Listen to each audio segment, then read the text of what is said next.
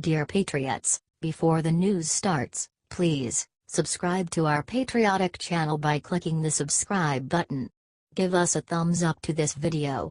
Don't forget to leave your opinion below in the comments section.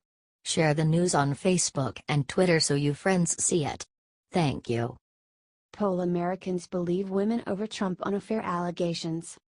A majority of Americans believe the women who have alleged affairs with Donald Trump rather than the president's denials, according to a poll released on Monday. 63% of those surveyed in the CNN poll say they believe the women who have come forward with the allegations of extramarital affairs with Trump, while 21% say they believe the president and 16% say they have no opinion on the matter.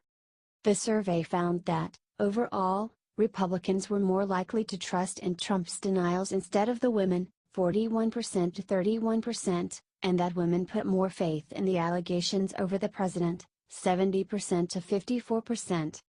A majority of those polled also expressed support for efforts to free up the women who have reportedly been barred under non-disclosure agreements from discussing their alleged sexual relationships with Trump. 51% of Americans said the women should be free to discuss the affairs, while 41% said the so-called hush agreements should remain in place. The findings come on the heels of a highly anticipated 60 Minutes interview on Sunday with Stormy Daniels, the adult film actress and producer who said she had sex with Trump in 2006, an affair that the president's personal lawyer reportedly paid to keep quiet about just days before the 2016 election.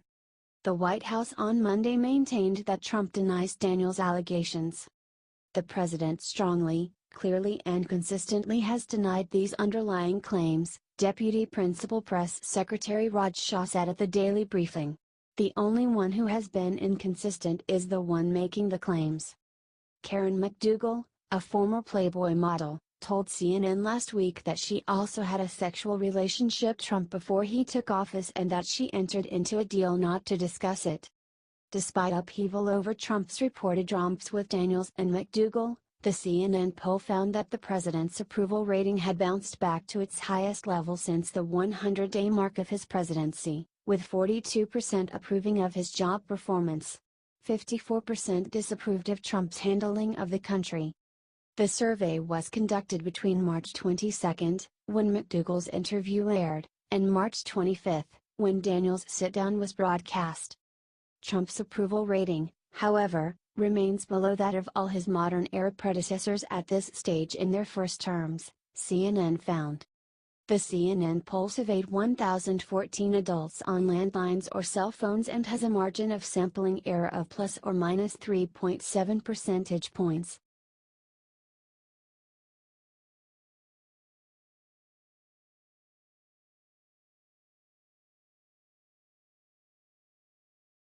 Bolton and Pompeo might unleash Trump on radical Islam. The latest shifts on President Donald Trump's foreign policy team, including his choice of John Bolton as National Security Advisor, have rekindled fears among lawmakers and activists that the White House will further damage America's precarious standing in the Muslim world. Bolton chairs an organization that produces harshly critical commentary about Islam and Muslim immigrants, and he also has close ties to controversial activists often described as anti-Muslim. He succeeds Lieutenant General H.R. McMaster, who urged Trump to avoid a favorite phrase, radical Islamic terrorism, because it offends many Muslims as a blanket condemnation of their faith. Trump also decided this month to nominate Mike Pompeo, the current CIA director, as Secretary of State, replacing the fired Rex Tillerson. Pompeo has accused U.S. Muslim leaders of being potentially complicit in terrorist attacks and, like Bolton, has consorted with conspiracy theorists who have peddled false claims about Muslims. Tillerson, on the other hand, generally used cautious language when it came to Islam and had extensive business experience in the Muslim world. Both Bolton and Pompeo will now be working for a president who has alleged, with no evidence, that American Muslims celebrated the 9/11 attacks, and who has proposed banning all foreign Muslims from U.S. shores. Critics say the personnel move suggests Trump's worst instincts on how to approach the world's 1.5 billion Muslims will find receptive ears among his foreign policy aides. Either they don't even care, or they're intentionally picking people known for their Islamophobia, said Wael Al-Ziyat, a former State Department official who now leads the Muslim American activist group Engage. We're very troubled. Groups such as Engage, Human Rights Watch and the Council on American Islamic Relations are urging lawmakers to speak out against Bolton and Pompeo. Bolton doesn't require Senate confirmation for his position, but Pompeo will have to face a vote in that chamber. Some also have concerns about Pompeo's planned successor at the CIA, Gina Haspel, who is reported to have run a secret CIA prison in Thailand where suspected al-Qaeda operatives were tortured. Gina Haspel should be investigated, not nominated, Margaret Wong, executive director of Amnesty International USA, said in a recent statement. Some Muslim American activists describe a sense of déjà vu. Similar fears abounded in the early days of the Trump administration as the president installed several top aides whose rhetoric towards Muslims and Islam has drawn wide criticism. They included the National Security Advisor Michael Flynn, who once called Islam a cancer, political strategist Steve Bannon, who took a hard line against Muslim immigration, and Sebastian Gorka, who dueled with McMaster over the use of the phrase radical Islam. Their fears of a militant policy towards Muslims seemed confirmed when Trump, early in his presidency, imposed a travel ban on people from several Muslim-majority countries. But over the past year Flynn, Bannon and Gorka have all been forced out of the White House, along with some others who shared their views. Trump, meanwhile, has developed unexpectedly good relationships with some of the world's Muslim leaders, including top members of Saudi Arabia's royal family. But if there was a sense among Trump's critics that McMaster and Tillerson had been restraining his worst instincts, there is now concern that Bolton and Pompeo might encourage them. Bolton has longtime associations with activists criticized for their extreme views of Muslims.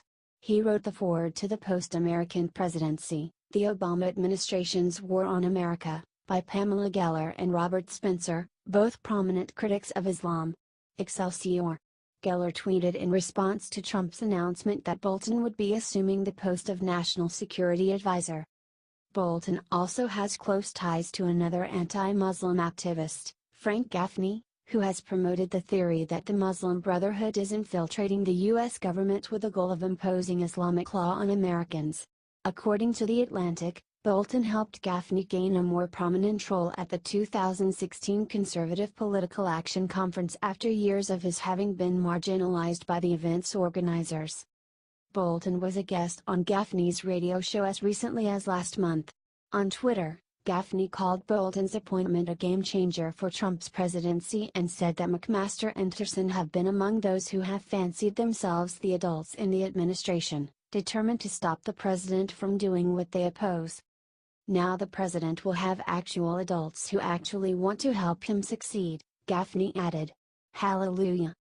Bolton also serves as the chairman of the Gatestone Institute, which describes itself as a nonpartisan, not-for-profit international policy council and think tank and serves as a forum for harsh criticism of Islam. Articles on its website often exaggerate or misrepresent the religion and stoke fears of Muslim immigrants. In one posting this month, an author declared, falsely, that for Muslims, everything Christians believe is pure blasphemy. In another recent post, a writer argued, the UK is accelerating its Islamization at an ever-increasing speed. Bolton's own writings and discussions of Islam have been notably more nuanced, however. While Bolton doesn't hesitate to use terms such as radical Islam, he has tried to distinguish the religion's extremists from its mainstream adherents. We are talking about politics and ideology here, this is not a question of religion, he said in one speech. It's actually Muslims themselves who have felt the worst effects of Islamic terrorism and who suffer under its rule. When Trump, on the presidential campaign trail, proposed banning Muslims from U.S. shores, Bolton called the idea completely wrong. That's just not consistent with our views about America and how we should operate, he said. A person close to Bolton said the former ambassador stands by his writings and speeches. The Gatestone Institute did not respond to a request for comment. Bolton's appointment as National Security Advisor doesn't require Senate confirmation, a relief for him because he has so many skeptics in the Senate, including some Republicans. When Bush named Bolton as his ambassador to the United Nations in 2005, he did so using a recess appointment to evade a Senate vote. Pompeo, however, is expected to face tough questions from senators pondering his nomination for Secretary of State. Many of those queries may focus on his past apparent support for enhanced interrogation techniques, or torture. Haspel already faces similar scrutiny, but his record of anti-Muslim comments and affiliation also is likely to come up. As a Republican congressman from Kansas, Pompeo in 2013 accused American Muslim leaders of failing to condemn the Boston Marathon bombings, saying their alleged silence has been deafening and that made them potentially complicit. Many U.S. Muslims denounced the claim as a false smear given numerous condemnations of the bombings issued by Muslim leaders in the U.S. and beyond. As a lawmaker, Pompeo fought to have the Muslim Brotherhood designated as a terrorist group and made numerous appearances alongside Gaffney. Pompeo also has ties to Act for America, which the Southern Poverty Law Center has said pushes wild anti-Muslim conspiracy theories, denigrates American Muslims and deliberately conflates mainstream and radical Islam. Pompeo was among the recipients of Act for America's National Security Eagle Award for 2016, according to the group's website. Act for America has always welcomed and included members and supporters of all faiths, who stand united under the same flag of freedom and support for Western values, Brigitte Gabriel, the group's founder, said in a statement to Politico. Mike Pompeo has been a clear leader in understanding the threats that America faces from rogue actors all over the world. While Pompeo's role as CIA director had already been of concern to U.S. Muslim leaders, they're even more worried about the possibility of him serving as Secretary of State. As America's chief diplomat, he'll be more in the public eye, more likely to meet with the leaders of the Muslim world and more involved in shaping U.S. foreign policy. During his confirmation hearings for CIA director, some Democratic senators were concerned enough to press Pompeo on whether he would discriminate against Muslim employees and safeguard U.S. alliances with Muslim-majority nations. Pompeo downplayed such concerns. Discrimination against any employee based on their religion is deeply objectionable and will not be tolerated, Pompeo pledged in one exchange. Such rhetoric hasn't assuaged Pompeo critics like the Council on American Islamic Relations, which has also condemned Haspel's nomination to replace him as CIA chief. Those, like Mr. Pompeo, who have expressed Islamophobic views and have been associated with an anti-Muslim hate group, or like Ms. Haspel, who personally oversaw the torture of detainees, should have no role in our nation's government, let alone at the highest levels of policymaking, CARE National Executive Director Nat Awad said in a March 13 statement. These appointments have the potential to harm our nation's image and our relations with key players in the international community.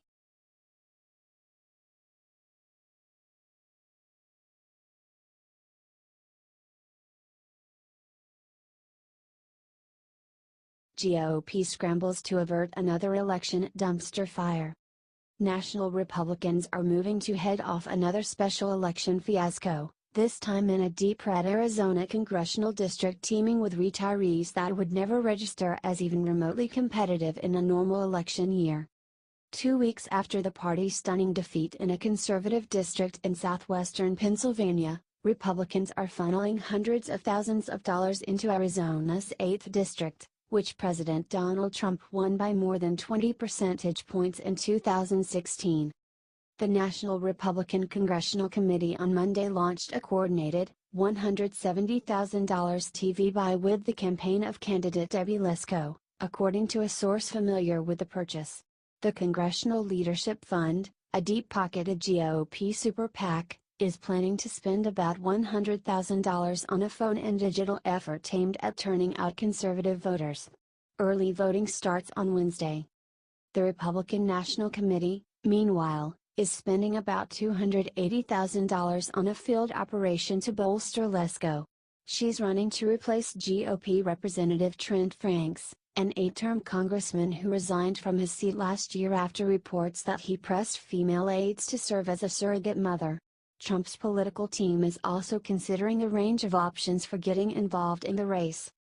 Republicans insist the efforts are precautionary and that they fully expect to prevail in an April 24 special election.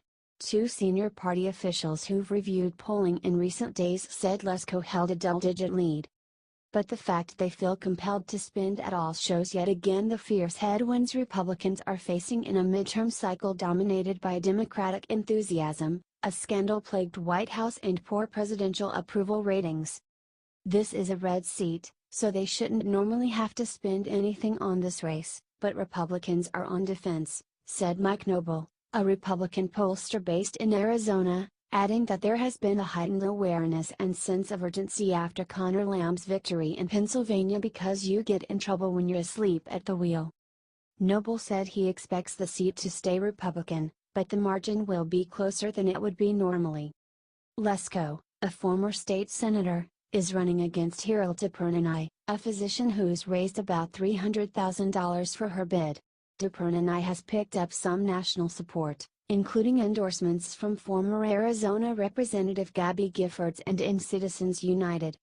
The influx of national GOP help for Lesko shows that Republicans are obviously very concerned about losing this special election, said Jason Kimbrough, spokesman for Dipernanai's campaign. But Democrats acknowledge that Dipernanai has a steep climb in the central Arizona district, which encompasses a mix of small towns in the western Phoenix suburbs, including Sun City, a large retirement community that served as former Maricopa County Sheriff Joe Arpaio's base of support. A poll conducted by the Democratic firm Lake Research for the Dipernanai campaign found that Lesko leads by 14 points, and that 59% of surveyed voters view Trump favorably. A memo accompanying the poll noted that Dipernanai must win over Republican voters by double digits.